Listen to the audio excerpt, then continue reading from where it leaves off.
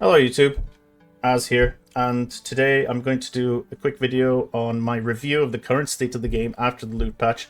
I've been playing it a lot over the last week or so since it came out. I think it came out a little over a week ago. So yeah, I've been playing a lot. I've been dying a lot. Uh, I still mainly focus on hardcore SSF because I do believe that that's the most pure way to understand how the game's working currently and what the deficiencies in the game are, particularly for the campaign. While I'm generally having a better time overall, I still think there's a lot to improve on, and I still think there are some lingering issues that came from before that we should reiterate and try to get the message to GGG. I'm not really concerned with the drop off in players. It was, I mean, this wasn't a huge patch. It brought in a new class, sure, but they didn't really add anything too extreme. I'm actually looking forward to the next patch to see how people really feel about it, because it will be coming after the new Path of Exile 1 season, so hopefully people should be a little more neutral on Path of Exile 2 because they won't feel as threatened by losing Path of Exile 1 as before. And I also kind of believe that a lot of people skip certain patches. They'd like to come back to it, especially in an early access or a beta test game. They'll see the game, they'll see that there's still a lot to do, and they'll say, maybe I'll come back in a couple of patches. It's what I do for a lot of these games. Path of Exile 2 is actually the only game where I'm actually playing this much. That's because I really do like the game. But without rambling on and on, as I said, in general, I like the game. I like how things are going. I won't be talking too much about the end game right now because it's very obvious that it's very bare bones. I had a little bit of chance to play through it, and honestly, there isn't a lot to do. And a lot of the problems will be alleviated when we can finally do more events, when we have better things to do in the maps. One thing I will say though, and one thing that I do agree with the more negative reviewers, is that the tower system isn't great. It doesn't feel great. When I want to juice at the map for more, let's say I really want to recombinate some items. In hardcore SSF, it's really important. So having to beeline to a tower to use a tablet to get a couple of more expeditions to be able to use recombinators feels kind of bad. I really do think we should be able to use tablets everywhere. I mean, every map slot has those four slots. Maybe we should be able to do more with those. The towers, they could maybe buff the tablets. They could maybe do something else. They could maybe reveal a large part of the map so we can plan ahead better, or just make it a really loot-rich area with a bigger boss fight. There's a lot they can do with it, and I'm sure they will take another look at it. But I do agree with everyone who's saying that the juicing aspect of Endgame doesn't feel as good. You don't feel as in control of the content you want to run as you do in Path of Exile 1. And like I said, I know it's not going to be like Path of Exile 1 because we're still missing a lot. But we should be able to sort of see the initial plans on how they intend for us to juice maps, or at least allow us to run the content we want, and this isn't it. But I'll still reserve more judgment until after we get more stuff to do in the end game. So yeah, without spending too much more time, I'm thinking if there's anything else I have to say, but I don't think so. So these are my minor and some major complaints. Firstly, why are we limited for gambling in the campaign?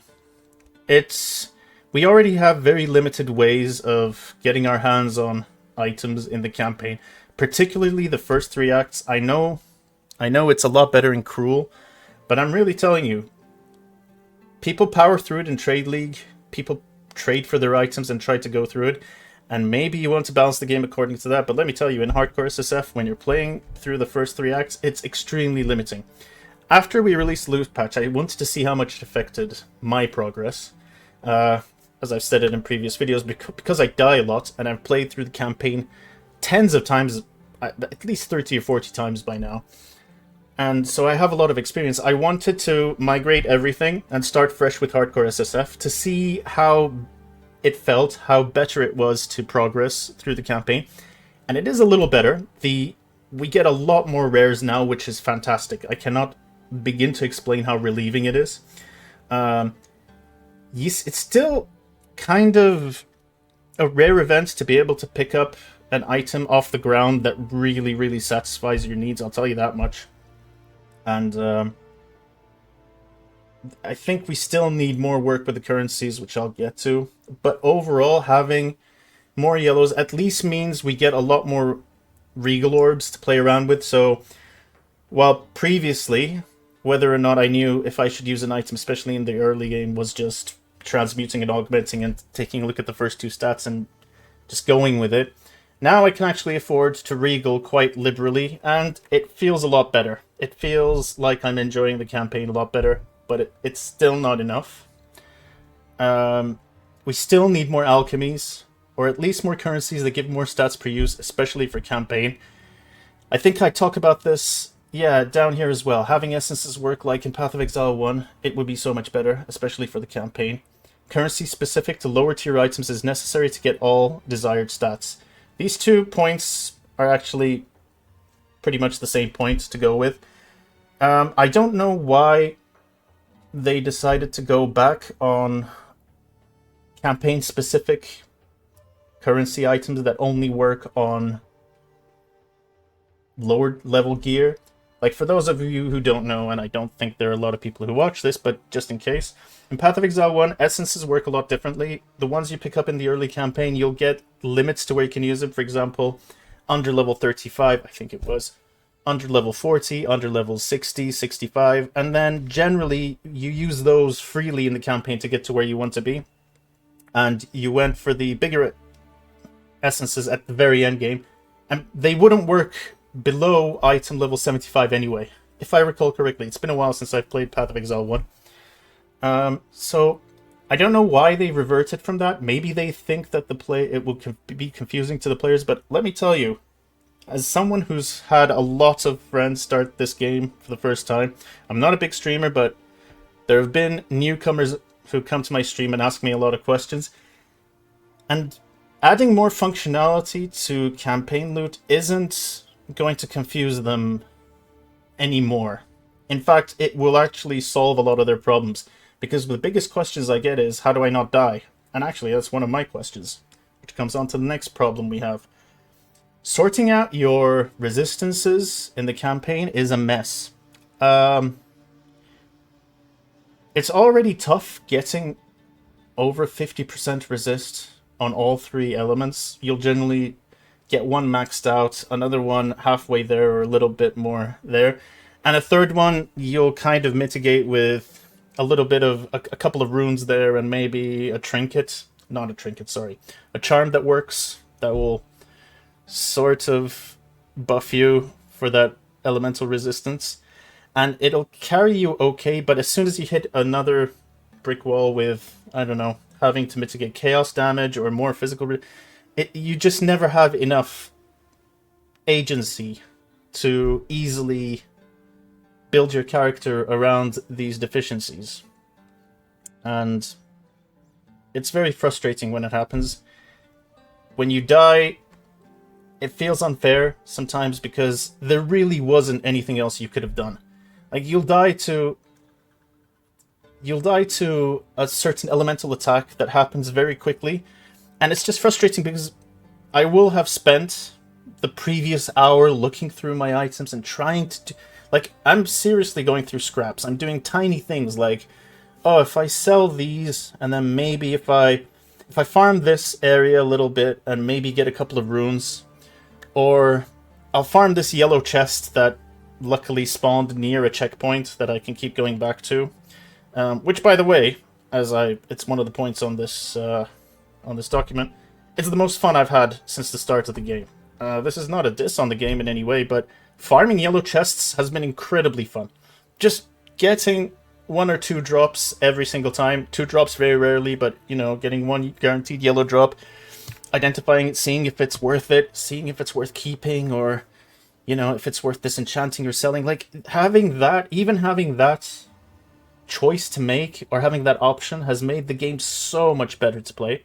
Which is why I think we need more currencies to help us get through our item deficiencies in the game. It would make encountering essence mobs in maps so much more satisfying.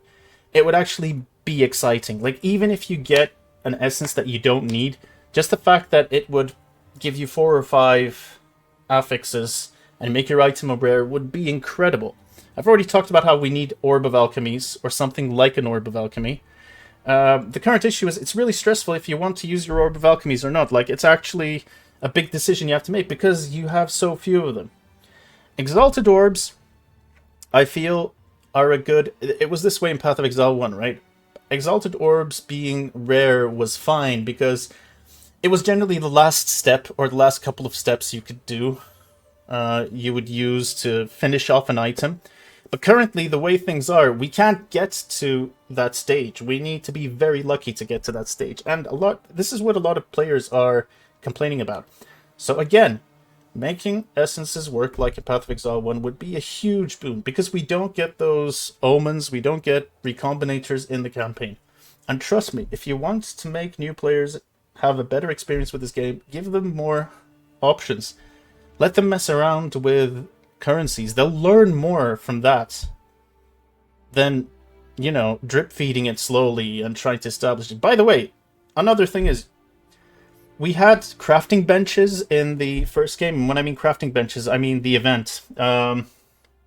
Where, you know, you would click on this bench in, I believe... I haven't played Path of Exile 1 in so long, I've forgotten what it's called. Heist. With the heist rewards, there would be benches where you would click and it give you a timer, and you could craft an item really quickly. A similar tutorial somewhere in the campaign. I mean, we have so much emphasis with smiths in the storyline, you know, with Renly and whatnot. Having us, like, not even a powerful item, but having us actually, the new player, craft an item with a similar system would be fantastic. Like, tell the player, okay, you've got these... you've got a transmute, you've got augment, you've got a regal, and maybe one exalt, or just one orb of alchemy, and like you can use 4 of these to craft an item.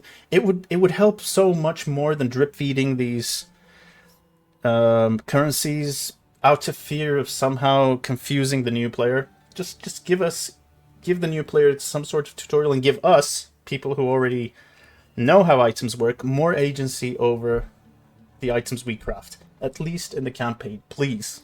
I really hope this message gets across. I wish there was a way for me to relay this, so if anyone does watch this who can somehow relay this information, please do.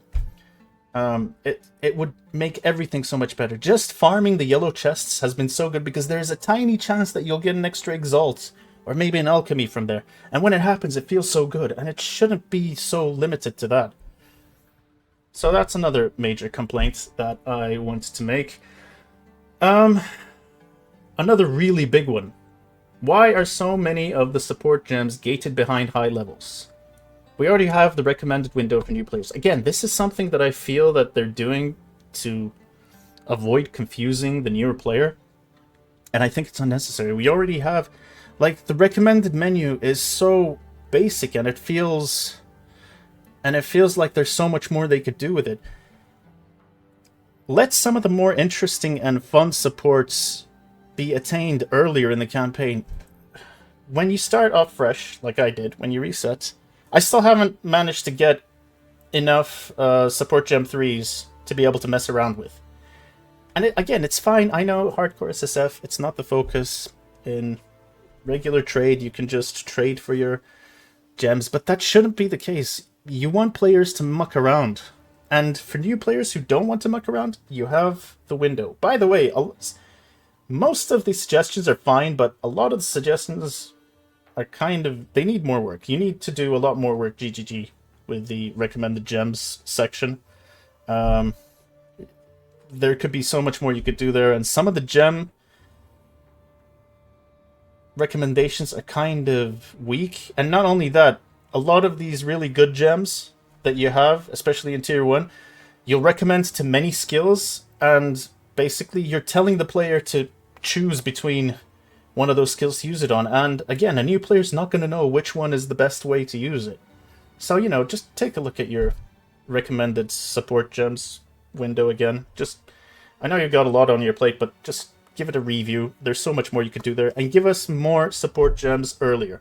I'm not going to talk too much more because I think we have, with the upcoming classes, I realize we're probably going to get a lot more support gems, and the ones that we have will be probably reworked, and I hope they do. And because support gems don't really drop, and you can just craft them, you don't need a lot of the weaker ones. If you see a support gem that a lot of people aren't using, I don't think there's a reason to keep them in the game that much. Either make them something better or get rid of them would help the newer players a lot more. I understand there are more classes to come and more supports with them, but we need better gems. A lot relies on uniques for interesting interactions. This is another issue. I like how uniques change your game's plan a lot. I like how uniques affect the way your build works. But because we still don't have a lot of the skills and we still don't have a lot of agency, as I said, a lot of these uniques, that would be so great if we could attain some of that functionality in the tree. Like, we need better ways to get aggravation. Bleed feels really weak at the moment. Poison also feels really weak. And I think if you look at PoE 2 Ninja, I don't see a lot of people playing Poison. And that's because the support gems feel weak. The skill tree for Poison feels weak. The more interesting interactions you can get with Poison and Bleed, by the way, it's on uniques. I'll drop a unique. Like, I think the spear one that gives, it's so good. It feels so good to use, but it's also so limited because you can only use that spear for so long until you have to change it. And in the and in the end game, you need to try and find other ways to get the effect of that unique, and you just don't have those options. So a little more functionality would help, but again, I'm kind of reserving judgment. I'm pretty sure that we'll get more Poison functionality when Shadow comes out, and probably more Bleed functionality when we get axes or swords. I'm not sure which one they're going to give the Bleed to, but we'll see. As I said, Poison feels weak, so does Bleed. Farming yellow chests is the most fun I've had in the game since release. Again, incredible fun. More of that, please. More loot. I'm not saying give us as much loot as games like Last Epoch, where you're showered with it and it feels useless, or Diablo. But we need a little bit more. We need a little bit more of satisfying loot drops. Sorting out resists on gear is still very difficult. Again. Oh yeah, and masteries. I'm only mentioning this because it came up in a previous chat with one of the streamers. I think it was Jonathan or Mark. They said they felt like masteries would be confusing because the skill tree is already very confusing.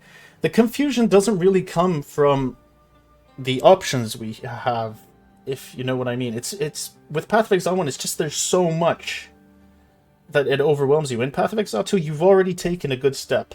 I'm talking to GGG again. You've already taken a good step with onboarding the player. I think having masteries isn't going to confuse the player anymore. It's very obvious. I mean, you could sort out resists, and you could sort out some of these bleed issues with masteries and Path of Exile 1, and it felt so good. It actually felt good getting a node.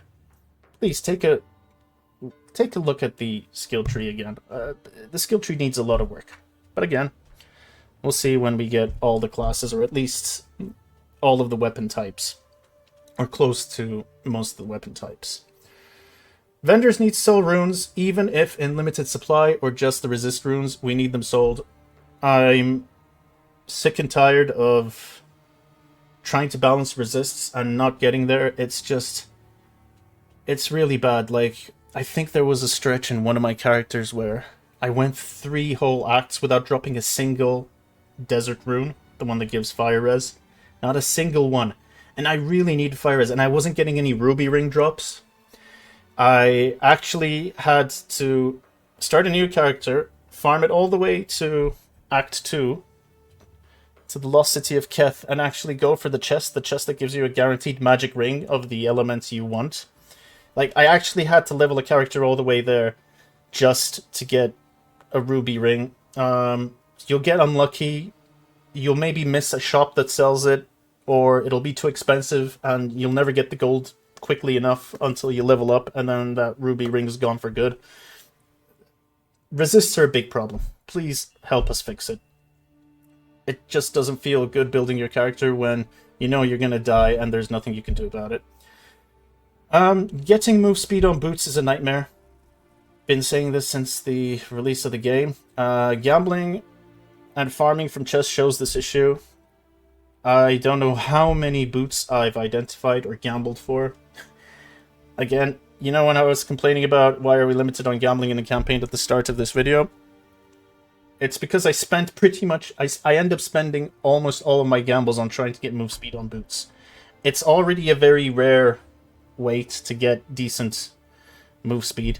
And it just sucks when you're in Act 4 or 5 and you're trying to get boots. It's already rare enough. And then when you finally do get move speed, it's 10%.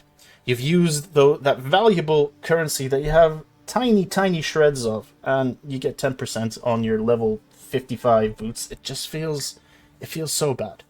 So please, the crafting bench in Path of Exile 1 allowed us to get at least 10 to 15, I believe, move speed. Just give us more move speed, especially with how big the maps are. I'll get to that in a little bit. Having SSS work in PoE 1, again, please take a look at currencies that give us more bang for our buck, more affixes per use. Right now, everything gives us, apart from Orb of Alchemies, gives us 1 use. It's very conditional, and it's just, a lot of times, just a waste. Now, some of the more minor complaints, I'd say. Volatile plants are way too tough to spot on Act 3. Maybe it's me, but I've died to them quite a few times, and unless I'm reading the rare mob mods, you sometimes miss it, especially when they're behind walls. I died yesterday. Like, I'm not saying this is GGG's fault. This is 95% my fault, but it wouldn't be bad if they gave us a little bit more warning, or a way to see these, you know, the little orbs, the chaos orbs that kind of follow us. And I don't want to say chaos orbs. What are they? They're basically the volatile plant orbs that move towards you and end up blowing up in your face. Sometimes they're really hard to spot. A couple of days ago, I lost a character because I was in, I believe it was the Jungle Ruins in Act 3, where I was looking at one of the vendors. I think it was the vendor that sold weapons.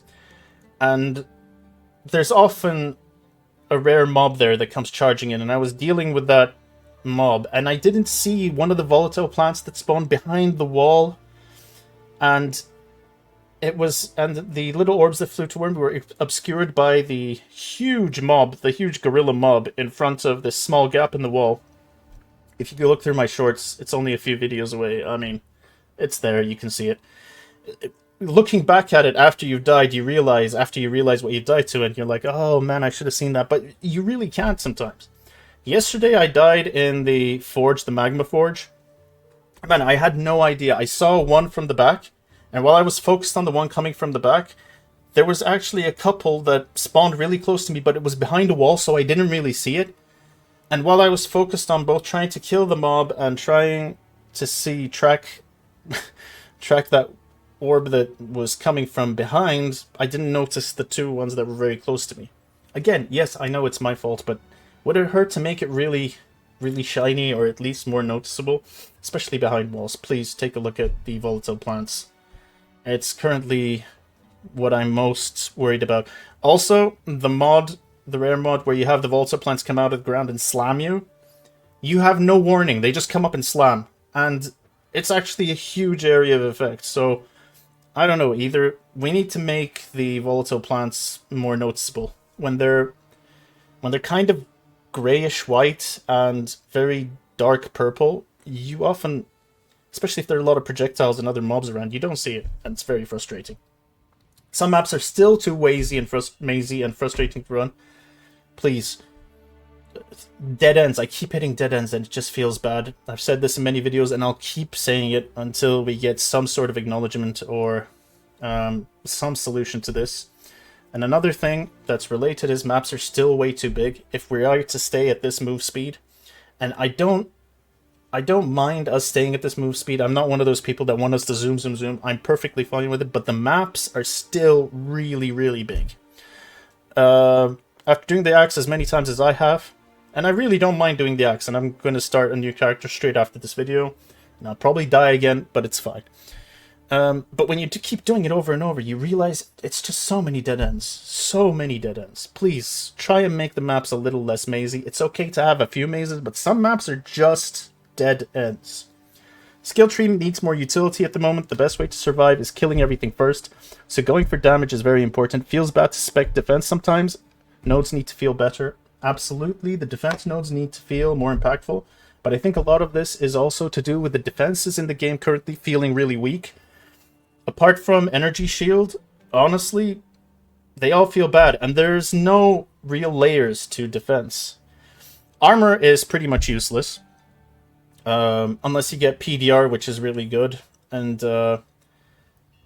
if you're playing armor, if you're playing a warrior, going Smith of Kitava is basically what everyone's doing right now, because you can stack resistances all the way up to 90, and that helps a lot.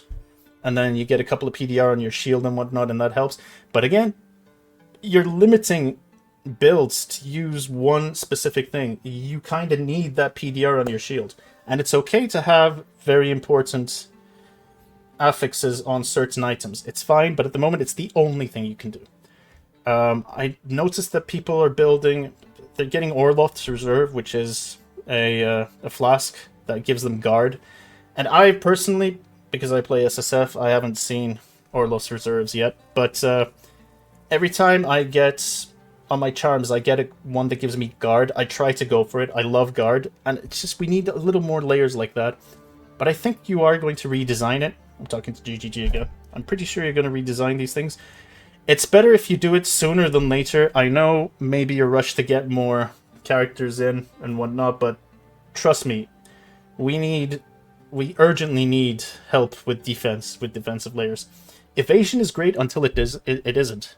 And armor evasion is useless because you end up sacrificing way too much evasion for it to not feel good, and armor is armor.